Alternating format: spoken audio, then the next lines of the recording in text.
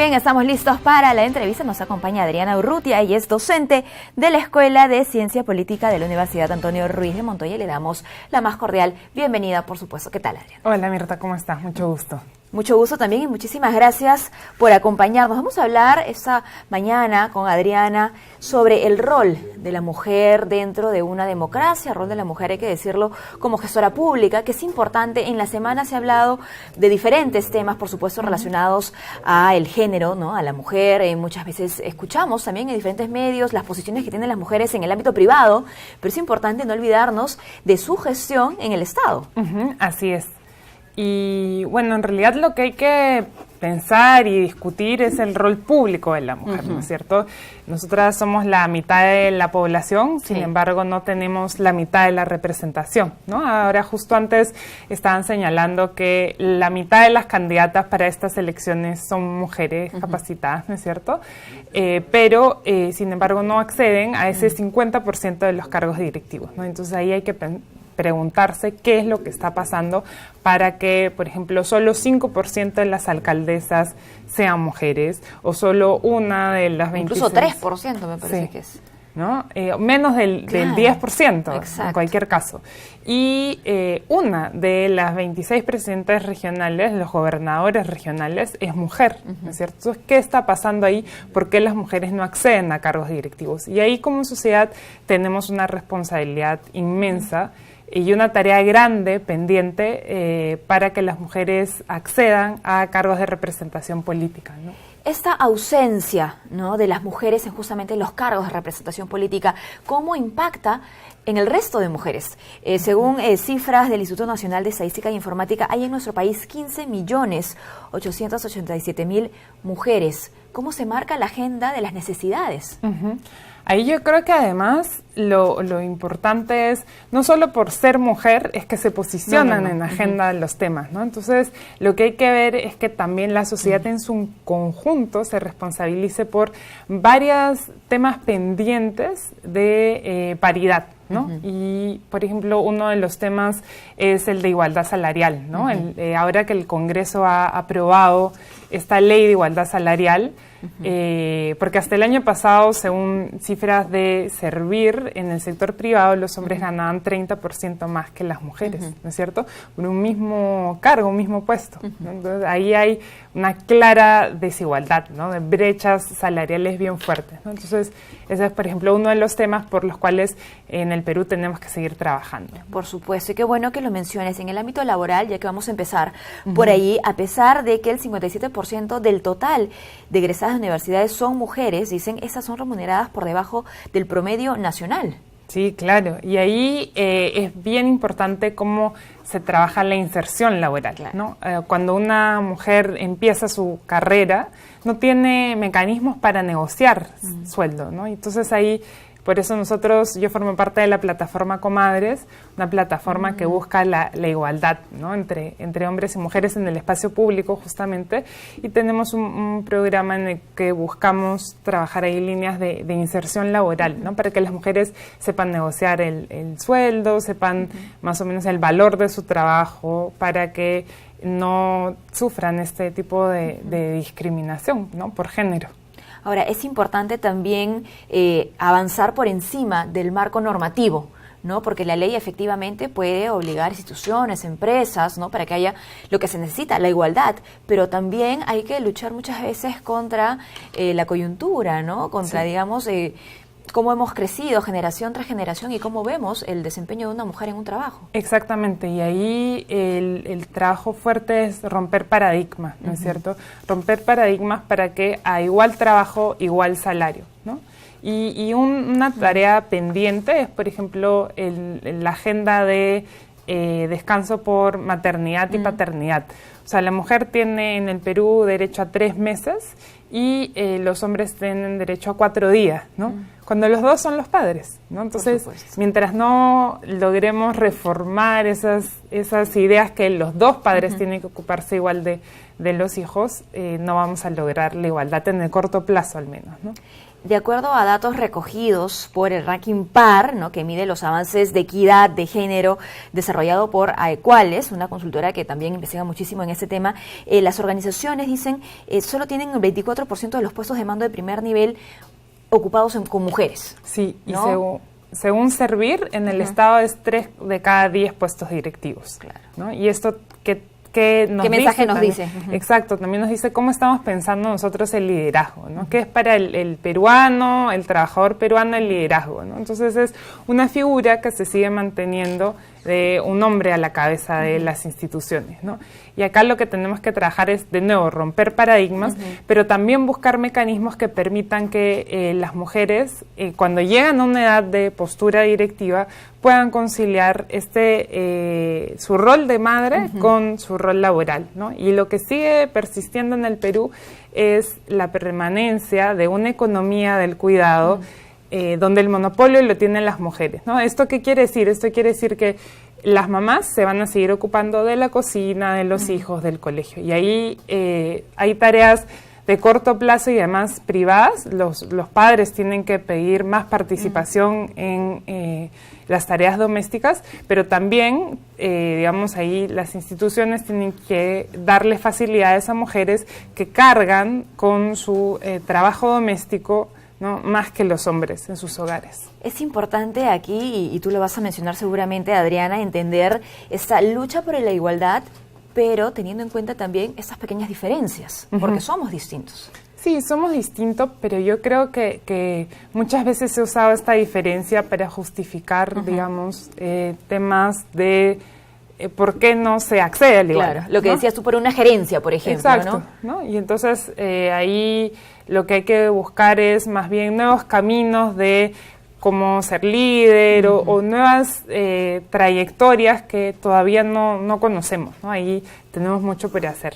Entendiendo un poquito más el universo de aquellas mujeres que efectivamente tienen la posibilidad de acceder a un trabajo, hay también las siguientes cifras del INEI. El 39,3% de mujeres son asalariadas, es decir, empleadas obreras. El 36,7% son independientes. El 16,2% tiene un empleo familiar y no son remuneradas. 5,2% son trabajadoras del hogar y el 2,4% son empleadoras o patronas. Solo el 2,4%.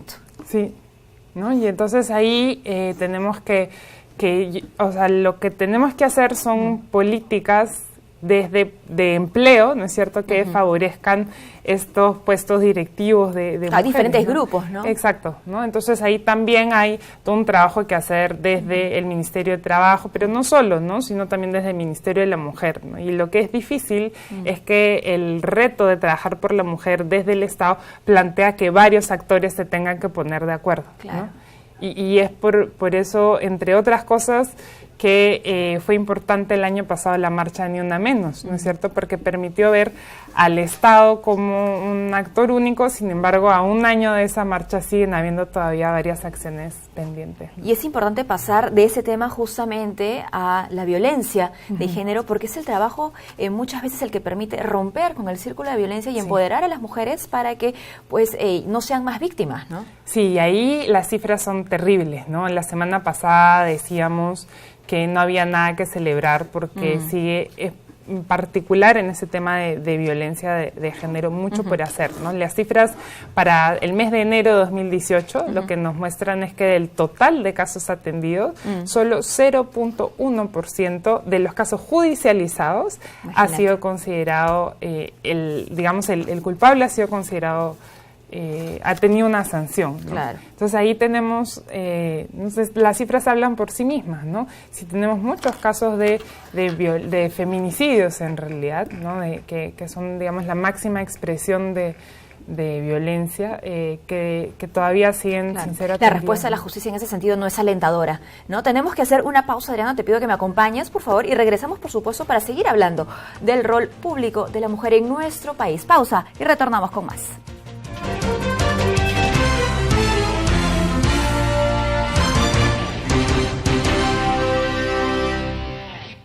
Muy bien, estamos de regreso en JN Noticias y estamos con nuestra invitada Adriana Urrutia, es docente de la Escuela de Ciencia Política de la Universidad Antonio Ruiz de Montoya. Estamos hablando sobre el rol público de la mujer y antes de irnos a la pausa hablamos sobre la violencia, ¿no? Que es lamentable en nuestro país. A través de cifras podemos decir, por ejemplo, que en el 2017 hubo 81.009 víctimas de maltrato físico, psicológico y sexual, siendo que en el 2016 fueron 60.589 los casos. Este aumento, ¿no? Conversamos un poquito en la pausa, Adriana. ¿Qué es lo que nos indica? ¿Que hay más violencia o que el problema está visibilizándose más? Claro, y ahí eso tenemos todavía que analizar la cifra, ¿no? Porque no tenemos tampoco data con la cual comparar o no tenemos como, digamos, desmenuzar lo que está escondiendo la cifra. Lo que sí es positivo es que las mujeres se están yendo más a denunciar, ¿no? Sin embargo, como comentábamos antes de irnos a la pausa, queda ahí pendiente cuántas mujeres han sido atendidas, ¿no? Y en realidad son alrededor de 20%, ¿no? Menos de la mitad, que cuando van y denuncian en el Centro de Emergencia Mujer, el Ministerio, a través de esta unidad de atención a nivel local, les brinda atención, ¿no? Entonces ahí el Estado tiene un esfuerzo suplementario que hacer por atender estas víctimas que se están cada vez más atreviendo a denunciar. Por supuesto, la ruta, además de la que hablabas antes de irnos a la pausa. A nivel Latinoamérica,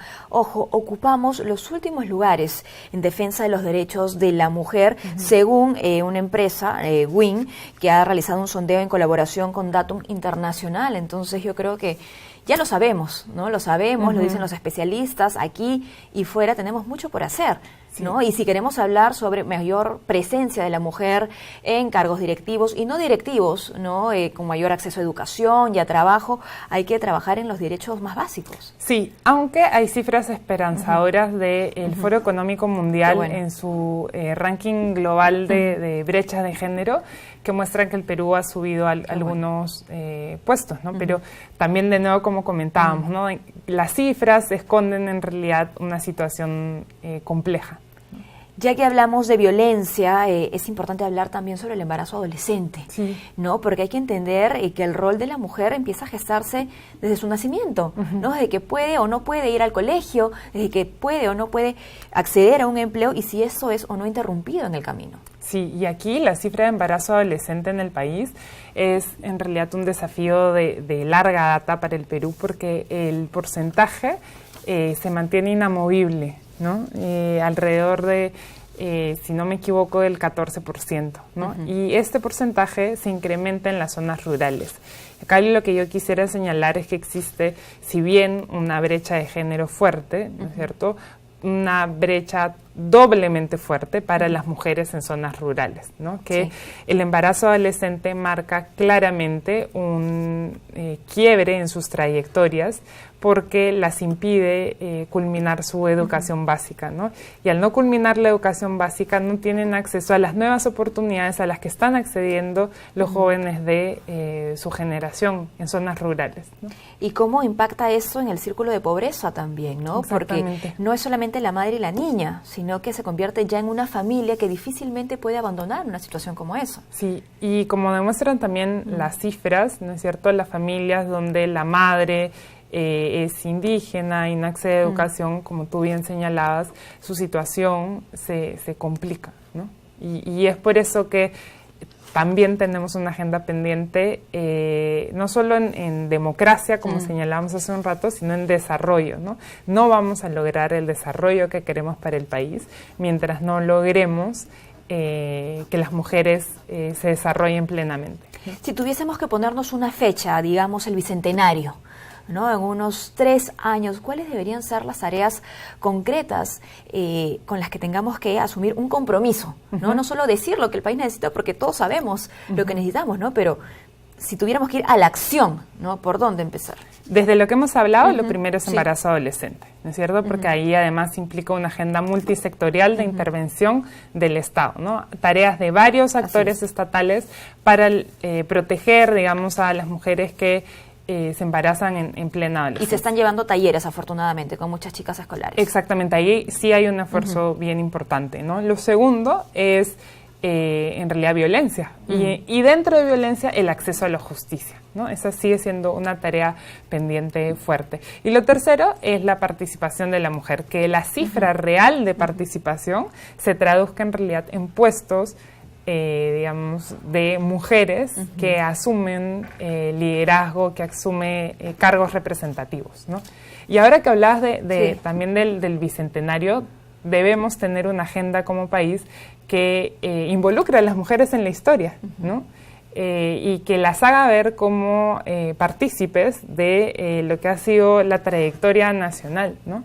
Porque siempre que nos cuentan, por ejemplo, la independencia son San Martín, Bolívar, ¿no? Pero ¿dónde quedan todas esas mujeres que... Ese recuento, ¿no? Exactamente, ¿no? Que, bueno, desde la época del Perú, cosa en la cual el Perú surge como república, pero también incluso hoy en día, ¿qué rol están jugando? Y eso es bien importante que renovemos en los imaginarios, en lo que la gente piensa, cuál es el rol de la mujer, ¿no? Incluir eso en la educación también. Exactamente, es importante, ¿no? De los chicos, los escolares, por ejemplo. Sí, y que no solo sea la mujer que ayudó, ¿no? O que acompañó. O que acompañó, ¿no? Sino, no, ¿qué hizo Micaela Bastías? ¿Por qué fue importante? Claro, empoderar esos nombres. Exactamente, ¿no? Juana Larco y, en fin, un sinfín de mujeres que han contribuido a la historia, ¿no? Y mujeres científicas, por ejemplo.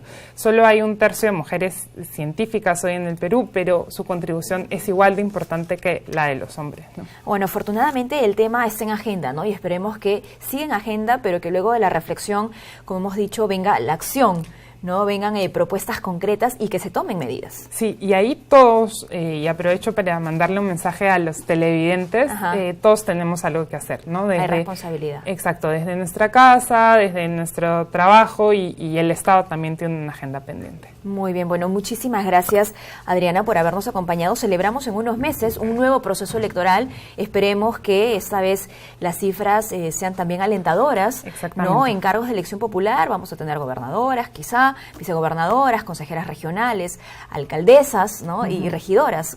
¿Tendrías algún mensaje para ellas, aquellas que están pensando justamente en entrar en carrera? Sí, que sean valientes, porque las cifras de acoso político también son poco alentadoras.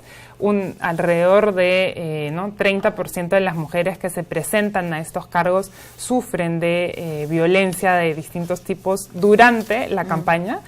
Y eso no debe ser, aunque sea muy difícil, no debe ser una barrera para lograr esta paridad en la representación, ¿no? Así que adelante.